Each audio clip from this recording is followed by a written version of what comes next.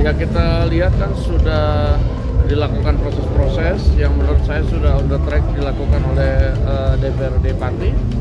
Sudewo tamat. Dasko sebut upaya DPRD makzulkan Bupati Pati on the track.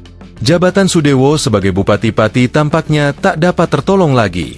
Partai Gerindra yang mengusung Sudewo pada Pilkada 2024 yang lalu ikut mendukung pembentukan Pansus. Pada Pilkada 2024, Sudewo berpasangan dengan Risma Ardi Chandra didukung 8 partai, yakni Gerindra, PKB, Nasdem, PSI, Golkar, Gelora, Perindo, PKN. Pasangan ini menang 53,54% suara.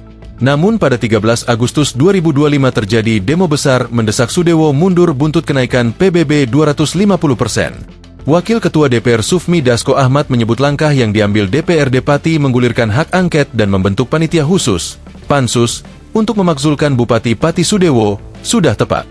Ya, kita lihat kan sudah dilakukan proses-proses yang menurut saya sudah on the track dilakukan oleh DPRD Pati. Ujar Dasko di gedung DPR, Senayan, Jakarta, Kamis, 14 Agustus 2025. Ketua Harian Partai Gerindra itu menjelaskan, pihaknya menghormati proses sesuai dengan mekanisme yang ada.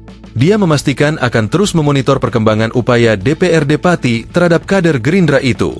Dan kita hormati proses-proses itu sesuai dengan mekanisme yang ada dan kita akan monitor perkembangannya. Imbuhnya.